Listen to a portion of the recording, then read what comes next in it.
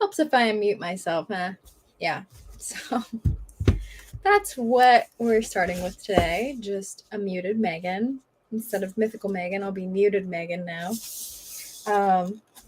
But welcome to week 4 of the Bonesmith Readalong.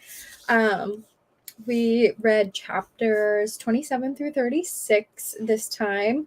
Not gonna lie, I finished this section probably 3 minutes ago, so we're doing great, but we did finish it. So I have read this before. I don't know, I think I've mentioned that on previous reading sprints and like talks about this book, but I've read this before, but I'm still like, it's been like a year and a half since I've read it, and I'm still like flabbergasted by the reveals. I mean, I knew like some of them are coming just from like context clues and foreshadowing and stuff. Like I knew, like Nicole, you said, let me make the comment live here. I definitely saw the regent being related to Julian. Yeah. Like Julian is obviously somehow connected to the regent with all the foreshadowing they did there. Apologize for the siren. My office is right next to the road.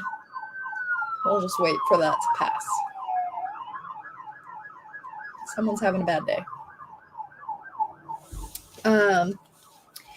But the there's like things in here that I'm like, oh, I forgot this is happening. Oh, I forgot about that. Oh, I forgot about that.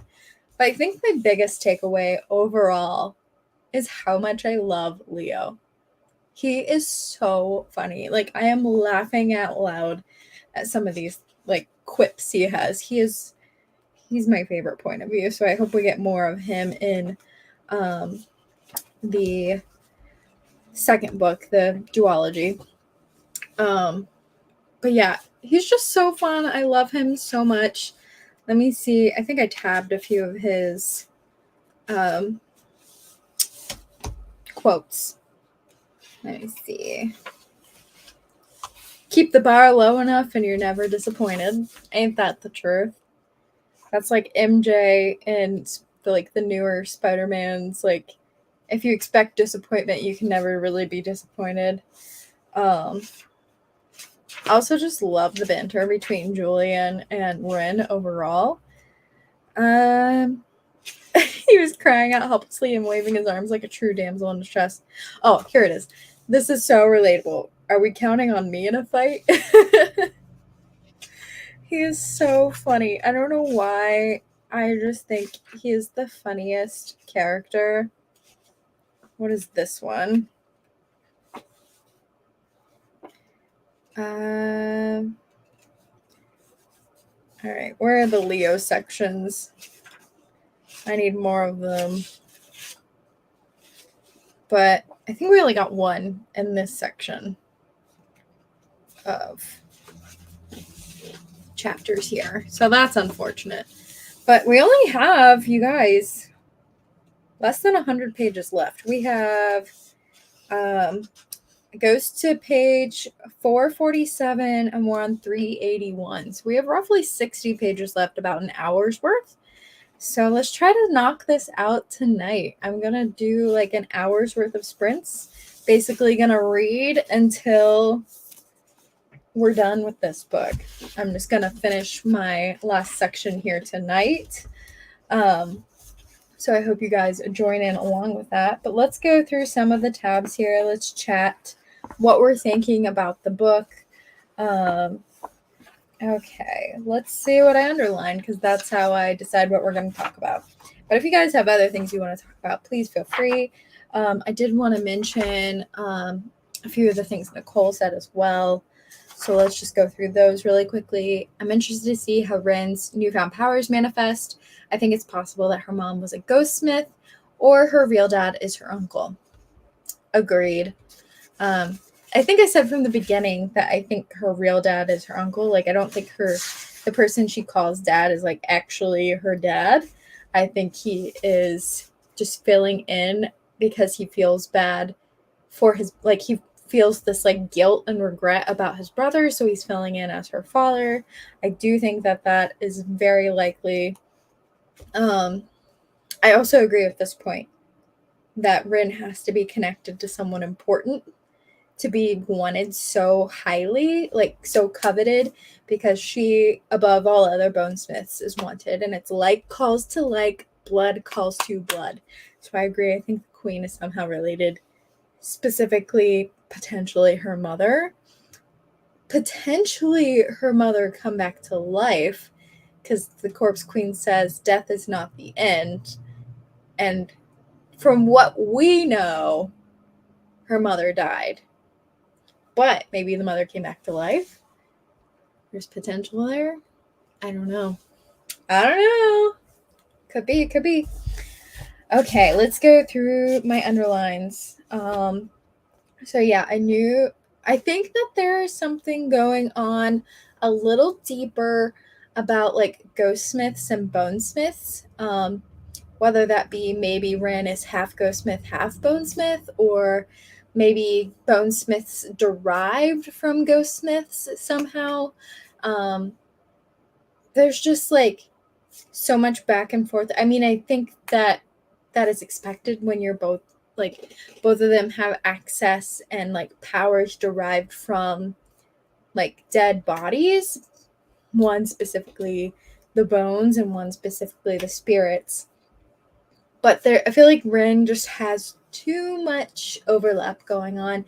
And also like the ghostsmith that we meet in chapter 27 has a lot of like crossover, from what I remember. So I don't know. I think there might be something going on there. And also maybe like, because he like, remember how it said he like fueled the power into his bones, like he was using the bones for storage, like something there just feels like there is a deeper connection between the bonesmiths and ghostsmiths than we are led to believe. Also wanted to like make note of how like Bryn says the House of Bone, they like decorate from a place of mercy and reverence, whereas the ghostsmiths are far more sinister. They're exultant in their darkness and proud of their power. So I think that I just feel like there's something going on there. That's probably one of my bigger takeaways from this. And I don't know if that is covered in the book. I think that we might get into that in book 2, perhaps. And if he didn't want to be useful, then he was an enemy to keep track of. Good point. I hope we get to see the Ghostsmith boy again, because I'm very curious about how he fits into all of this. Also loved the Rin said with more confidence than she felt, but that she had learned was the way confident. Let me rephrase that. I enunciated incorrectly to make that sentence make sense. With more confidence than she felt, but that she had learned was the way confidence worked. Amen, sister. Yeah, that is fake it till you make it, you know? And then I do believe, like, Rin thought maybe that the that green well was like a sword or an amplifier, but I believe it's a source. Like, it's the source that everyone keeps talking about. I think Julian nailed it on the head with, what do you say? I underlined it. It's not just like producing power, it is power. I think that's 100% accurate. And I also like thought it was super interesting how they kind of reflected and like compared it to almost a body. The entire thing pulsing like a heartbeat, the glow traveling from the source outward like veins, which makes me think like, is something with the breachlands, is there like a body of some sort going on there? I don't know. And then there's some kind of resistance, but he eventually pierced the hidden veil. I'm curious to learn more about that for sure. Yeah, we talked about like the skeleton light, like filling his skeleton. And then we have Rin's new powers, of course. Nicole touched on that. Definitely very interesting. Definitely very helpful that she can command the bodies, that's for sure. And I'm wondering if like the bone ring itself, remember how she like hung onto it? Is that what's giving her her powers? Or does she just innately have them? Or is it from touching? I want to know where these came from, because it's not like I mean, I'd have to go back and like really comb through like every word she said, but I don't think she ever like even tried to command a ghost before. So it's not like she would know whether she had that ability beforehand. Also curious to learn more about the birds on the ring and how like the ghostsmith pointed at himself for the bird of prey, or yeah, the bird of prey. And then him pointing at Rin for the bird of song, hence Rin. Rin is a songbird, goes back and forth, yeah. The boy didn't attempt to follow her, he let her go. Well, that's ominous, is what I wrote in my book there. What else? There was bone dust. Why did I underline this? There was bone dust inside, that the amount was small and the water should have... Oh, okay. So yeah, I was saying that like the water should have obscured her senses, but they didn't. So it's just further proving like how powerful she is now, and like what she's achieving with these new powers. Just more about her powers. And I put very relatable to when Rin was like, did you feel anything? Rin prodded, needing him to be affected too, needing to be less different. I totally get that. Like, I want, not that I want other people to like be in pain, but like, I feel so much better when someone, like, if I'm scared, I want someone else to be scared too, so I'm not the only one that's scared, kind of thing. But that goes both ways. Like, if I'm happy, I want someone else to be happy. If I'm having a great time, I want someone else to be having a great time. I think you just want people to like empathize and like feel similar things as you so that you can relate to them. Finally a crack in Julian's ironclad faith. Oh, here's one. On page 305, it talks about like all these things she's pulling out of her pack, and I'm just like, how big is this pack? Is she Mary Poppins? Because she has extra blankets, firewood, food, bone dust. Like, she's just like pulling thing after thing out, and I'm like, how big is this bag? And how long are you lugging this thing on your back?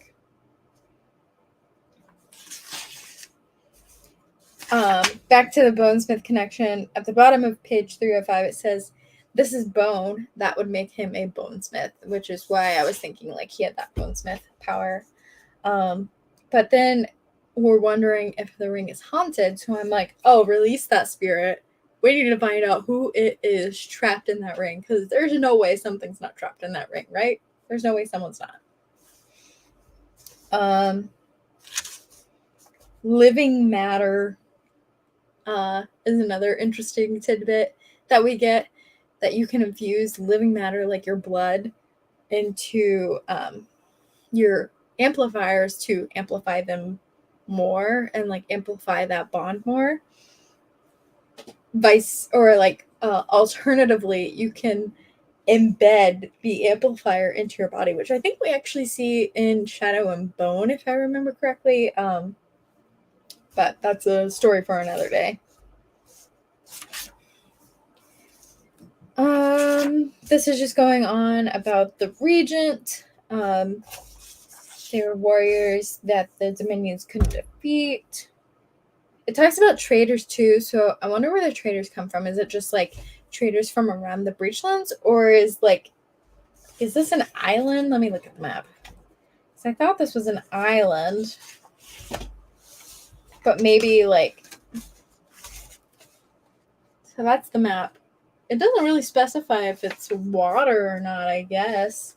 So maybe it's just, like, further lands? I don't know. Oh, man, I lost my spot.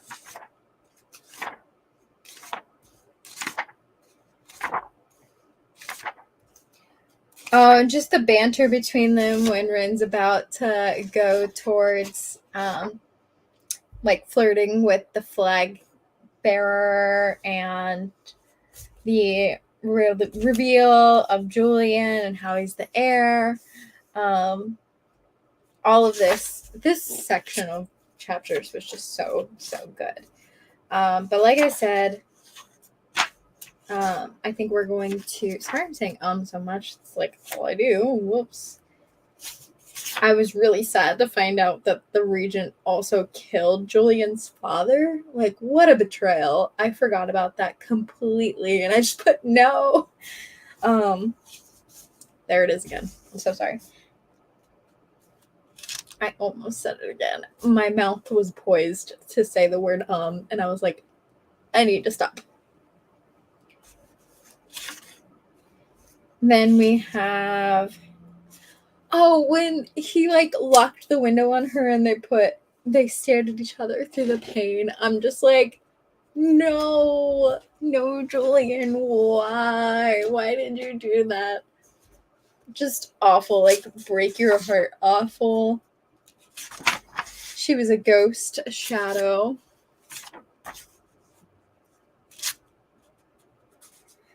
Oh, I also thought that a really powerful one was, like, the weakest thing he'd ever done was listen to the man seated before him when he's talking about, like, how his uncle had trained him to be strong.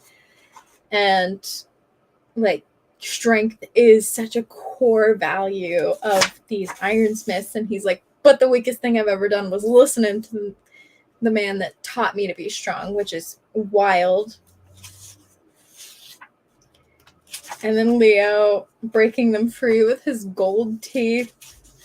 I just love Leo so freaking much. I'm not, like, I can't get over him. He's so funny. What if this was not the first time the queen had come calling for her? Are we counting in a fight again? That was really funny. There it is. Sorry. But yeah, I think that was pretty much the extent of these chapters here. So we're now on chapter 37. I think I'm going to try to read through to the end here. So we're going to do an hour's worth of reading sprints. That might be 1:30 and 2:15s. It might be a 30-20-10. It might be 3:20s. We'll just kind of play it by ear.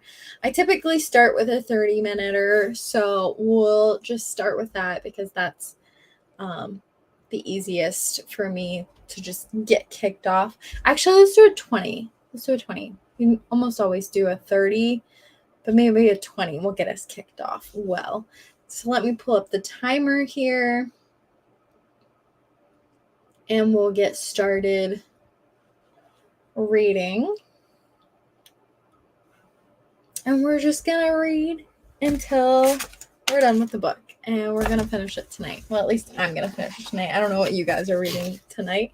I have this book. I have an audiobook that has an hour left. And then I have Kingsbane. I have about 100 pages left of that. So those are my 3 goals for the evening, is to finish those 3 books. I think I also have like 30 pages left of The Queen of the Blazing Throne. So maybe 4 books. We'll get a little ambitious here. Let me present and share my screen. I forgot what I was doing. Okay, here we go. So we'll do a little 20-minute here to get us kicked off. Okay, read until the race is done. If you're just joining,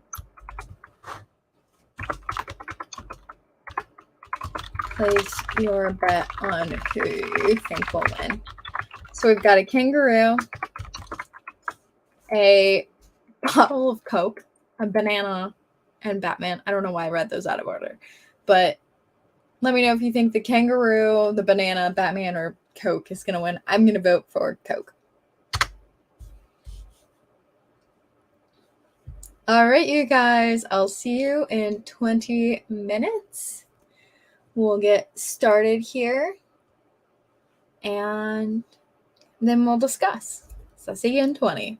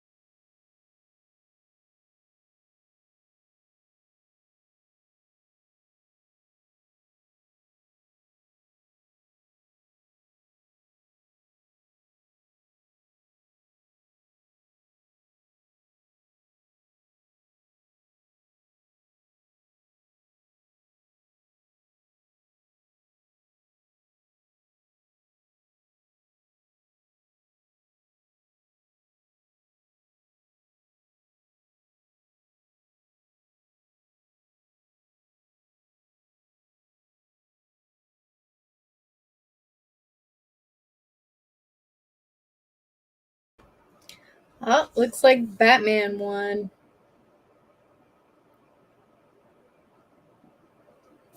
So I read 2 chapters. I made it to page 404 out of 445. So I have roughly 40 pages left. I think I can do that in maybe like a 30-minute and a 15-minute, I'm thinking, or a 30-minute and a 10-minute. I'm averaging about a page or two per minute. So I think I can definitely do it in like the next reading sprint or two. So, I mean, honestly, there's no one else here. So I say we just start our next reading, whatever it's called, reading sprint. Yeah. We'll just do 30, let's do 35 minutes this time. Oh, we got a chicken and then just regular man. This is Average Boy, my favorite fancy dress character. Alternatively, he could be maybe like a water bottle. I don't know. I don't know what he's supposed to be. But let's go for 35 minutes. All right, see ya.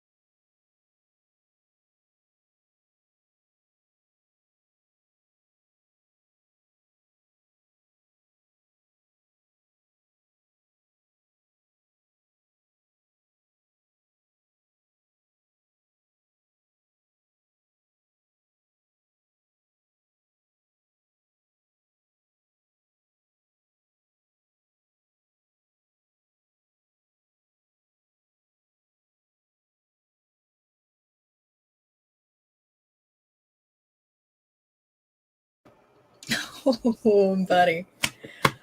Oh my gosh. That ending.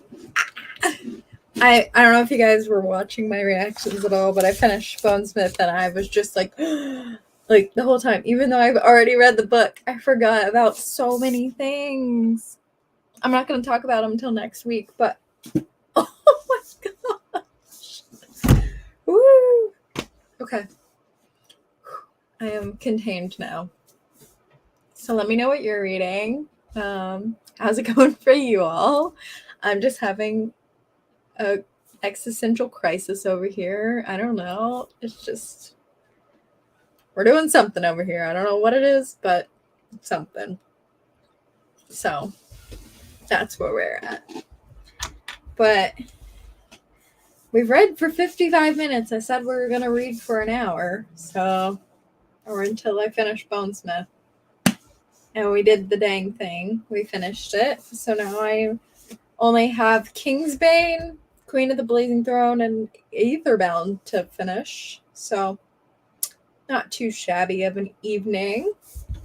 But yeah, I'm really excited to talk next week about Bonesmith after just finishing it. So I guess I will see you guys next week for the final chat and final reading sprints. And then at an undetermined to be determined TBD date, we will be meeting with Nikki. We will be getting an author live interview with Nikki. Super, super excited about that. So stay tuned for the release of that date. We're kind of working it out right now, trying to figure out what's going to be best. Tuesday nights don't seem to be the most popular here, so I'm going to hold off and not do it on a Tuesday night because I want people to be able to join and also for Nikki to get live questions. So let me know what would be the best night for you guys. But I'm really excited. I'm loving this book. I'm loving this reread. And it's just been an excellent story overall. 10 out of 10. 5 out of 5 stars. Just one of my favorites for sure. I just love it. Oh, it's so good. It's so good. And I cannot wait for book 2. I don't remember if we've gotten a title yet or not, but I'm very excited for book 2. So I'll see you guys next week. Goodbye.